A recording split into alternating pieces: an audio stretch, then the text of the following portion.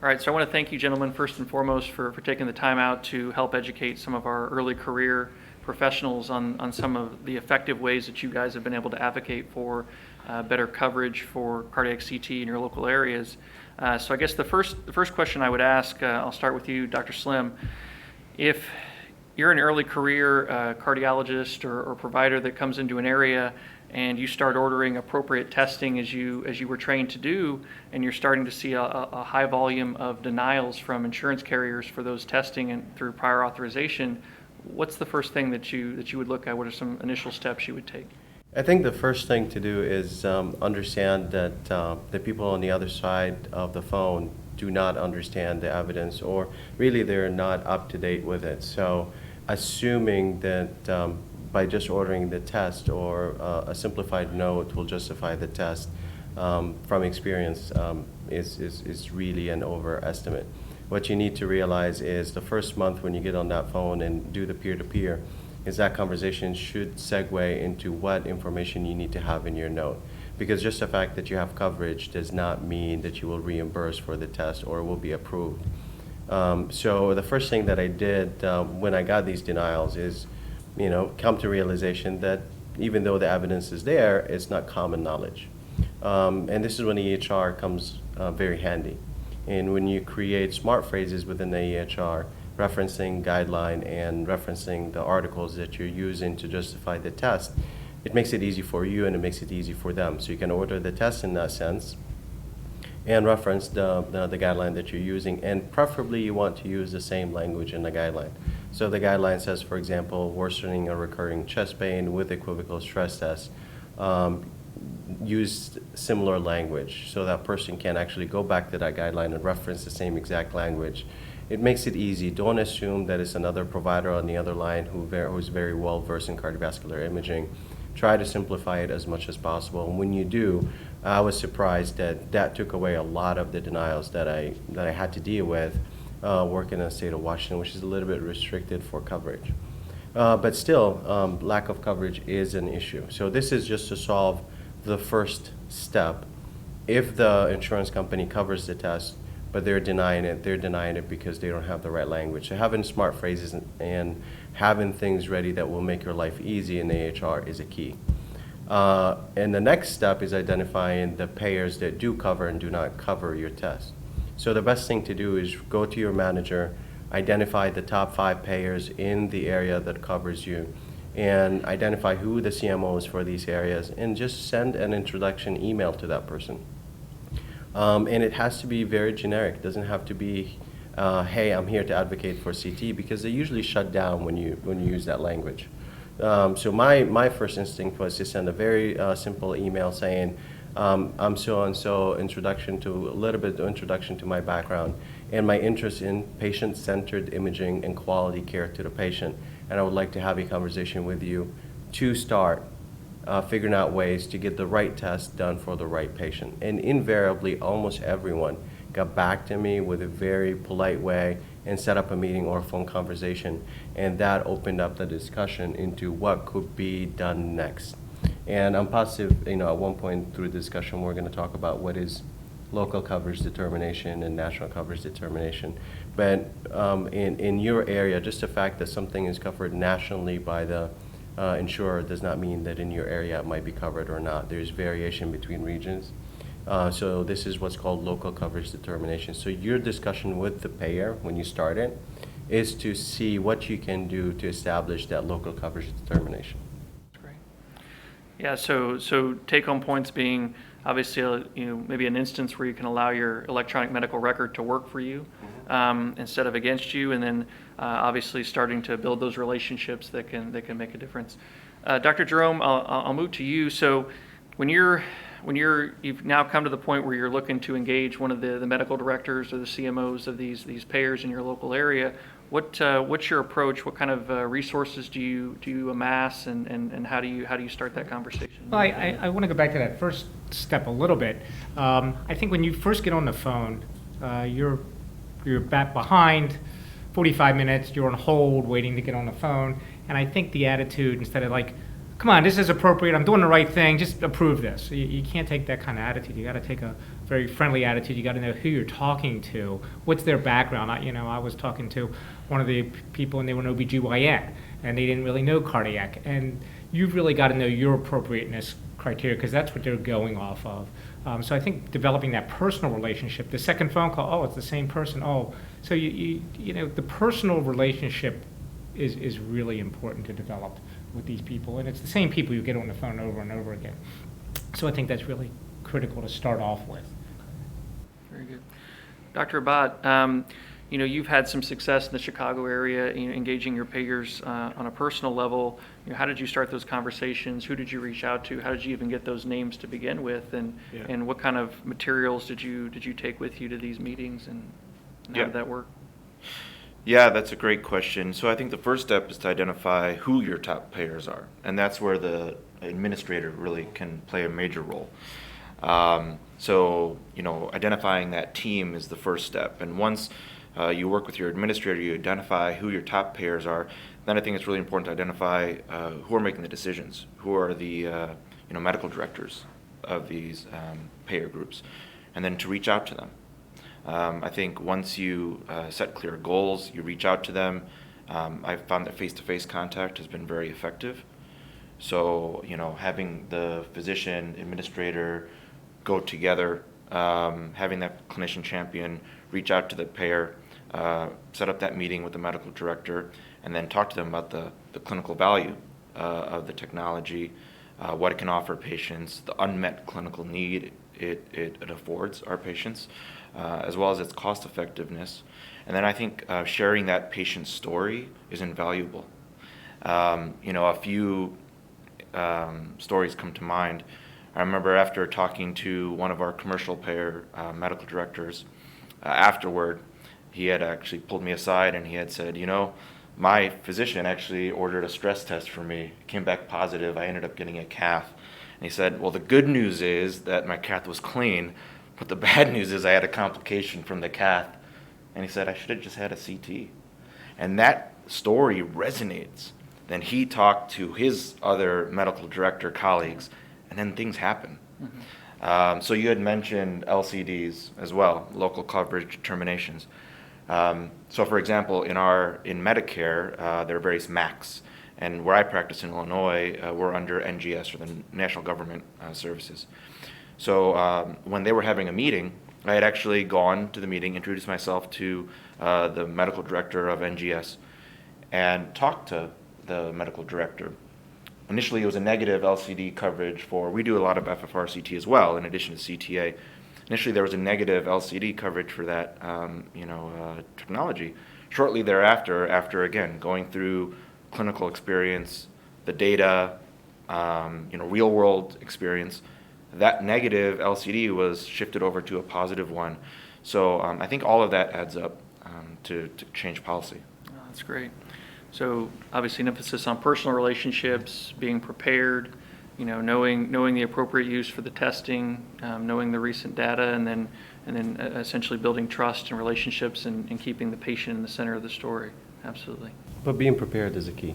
Yeah, I think going to the meeting without having at least a zip drive with you that has all the documents, ways to support it. Sometimes they even go as far as asking you for the language that the CPT code is approved for, or a scenario where it applies. So these are things that you have to be ready to answer. If you're going to go approach these folks, don't do it not prepared, mm-hmm. because you're hurting the modality more than helping it. But if you're going to do it prepared. Have the documents, have everything ready, so it's available. You can email it to them on the spot, and they can have it to review it. I think the part of the documents, you don't want to flood them with 20, well-documented articles. You want to take out the big points out of it, kind of make it simple for them. You can always give them the background data. They can look it up, which they're probably not going to do, at least I found. But if you break each paper down with one or two big points, conclusion sentences, be it payment, reduced hospitalizations, reduced cost, appropriateness, you got to break it down for these people into small bites. And that's what pretty much we did with Medicare on our end. We created a PowerPoint that was simplified and had the references available. So when they approve and when they looked at it and they're looking at it in a favorable way, they came back and said, we would like all the references and all the articles, and it wasn't, let's go look for it. It was ready. An email was sent out with it. So being over-prepared is a good thing, but just simplify things to your point, because again, these are not folks, I mean, these are medical directors who deal with all modalities, not just cardiac. So it's a big assumption to assume they're going to know the science or the information, because they have to deal with a big pot of specialties and modalities. And certainly this society is here to support folks in those efforts. You know, there's quite a bit of resource online for help with just that kind of thing. There's a chest pain toolkit that has an executive summary that summarizes all the current data for uses for cardiac CT and stable chest pain patients. There's a link on that document that links to a lot of the references that are used in that article. There's a model LCD online that basically covers all the various applications of CT, and while you don't necessarily have to use that model LCD document in its entirety, you certainly can feel free to use some of the language that's applicable to your specific coverage needs on your local level without having to reinvent the wheel.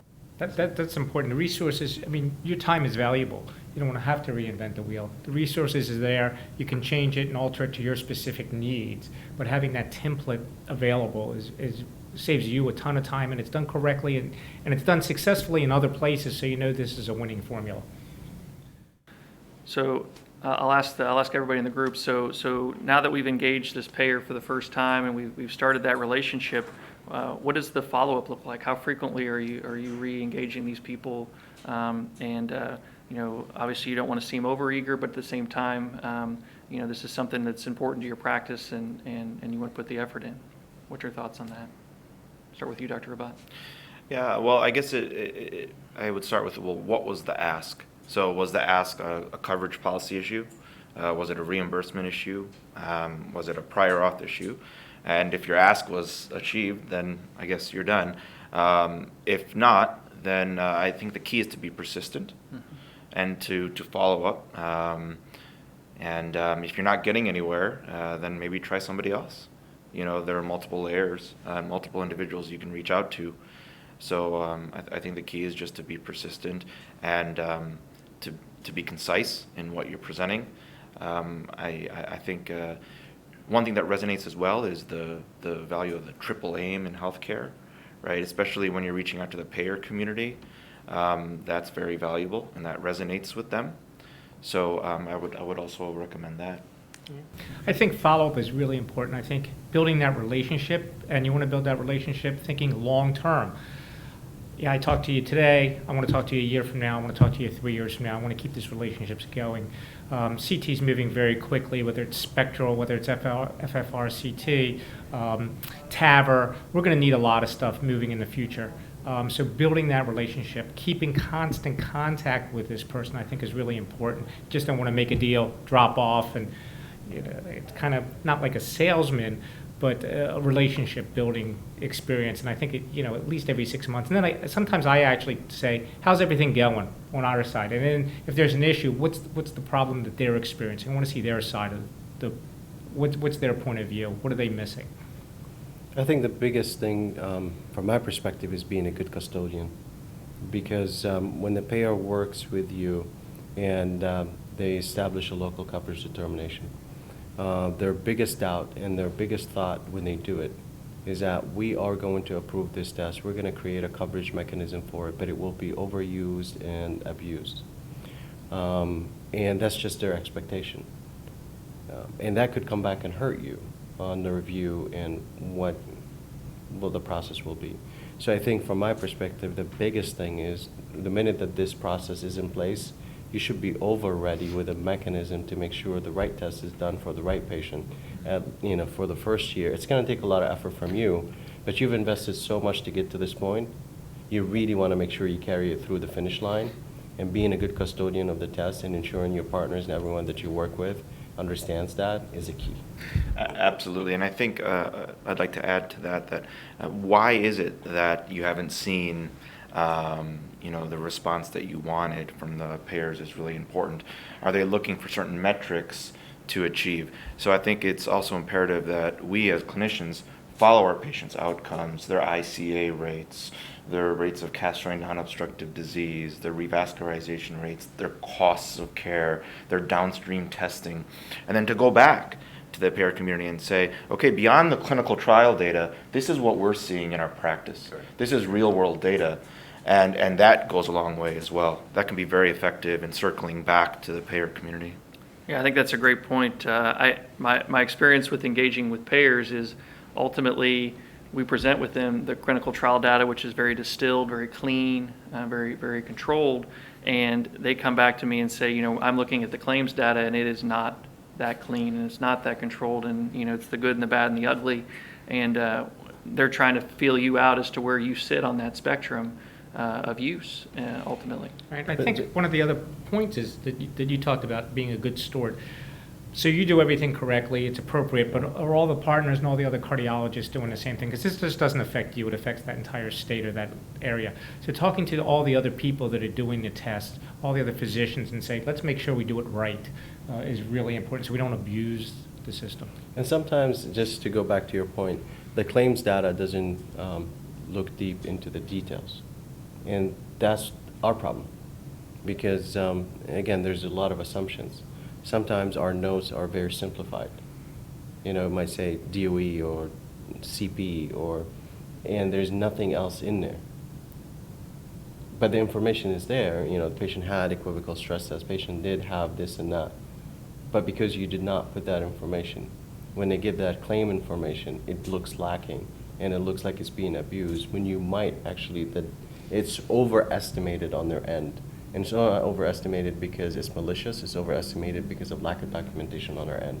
I don't think we're taking full advantage of the EHR as we should to make sure that we create the right appropriate documentation for our studies, because if we do, I guarantee you, it's not going to look like the test is being abused. Right. There's always incidences, don't misunderstand me, but it's not as much as it's portrayed, and it's portrayed that way because of mistakes that we make, not documenting fully what we should document, because we assume that the person on the other end of the line understands X, Y, and Z. And I think part of that's a timeline. So we see the patient and they've got chest pain, and then we do a stress test that's equivocal or abnormal or something like that, and then we go to get the CT scan. Well, all they see is that note that says chest pain. Right. They don't see a follow-up note that says, the patient had chest pain, I did a stress test, and it shows this. Because that Right. may be a phone call to the patient. It says, oh, your stress test is this. So when they get the documentation, it's only part of the documentation. Right. And we do this in the hospital, too. We use the wrong verbiage.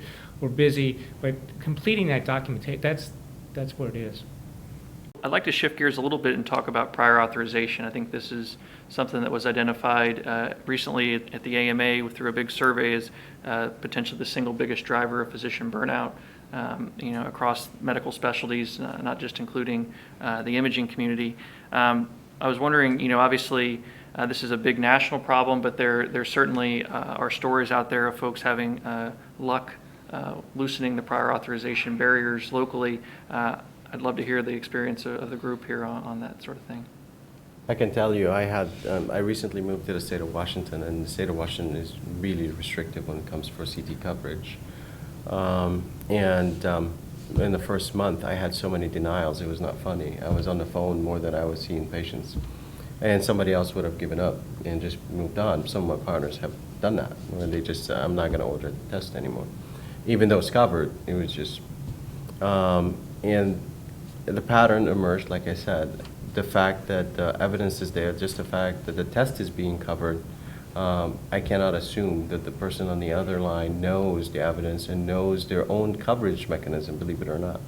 So the first thing that I did is did a little bit of homework and went to the coders in our group and identified each entity, what do they cover for that test, and what are the coverage mechanism for it.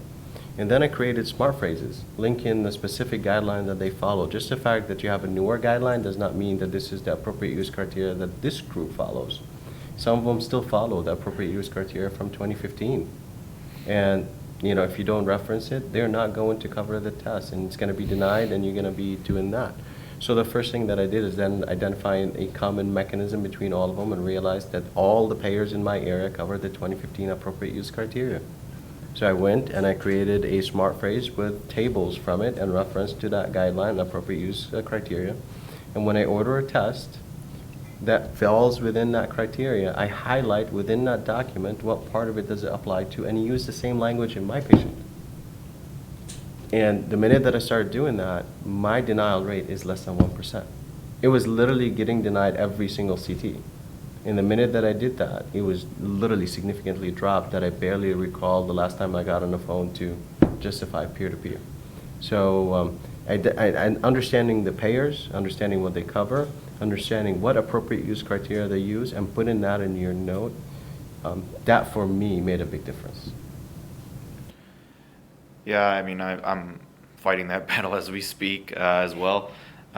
So sent out letters recently to, again, the majority payer community in my region on how it hinders patient care, time to diagnosis. So again, for us to get a CT authorized, it may take up to a week. And then, as I alluded to earlier, we do a lot of FFRCT. That may take another week after that. And the way it's set up in our workflow is that we like to integrate the CTA and FFRCT analysis in one report, and we no longer can do that with 2 prior authorizations. So I think letting the payer community understand that as well may be helpful. But we're working on trying to eliminate that altogether. Hopefully at the next webinar we'll have some outcomes on that regard. But I think it's a battle worth fighting. The more you do it, the more you talk to them, it's going to save time on both ends. You don't want to spend time on the phone. You want to see patients. You want to do appropriate care for them. They want to do their job as well. So every time you're on the phone for 15 minutes, they're on the phone for 15 minutes. But if you can get the same person, I found out if I'm talking to the same person each time and made that point clear, then that denial rate drops. They understand where I'm coming from. I understand where they're coming from, and it works out much better. But having, and for me right now, it doesn't take a lot of work. It's a smart phrase, and it's populated by everything that they need to know. It made it easy, and I think in their mind, also made it look like I'm a good custodian. Not only am I ordering the right test, I'm actually referencing the information that pertains to that test, that I put my homework into it. So, I think what you're highlighting for the panel here is that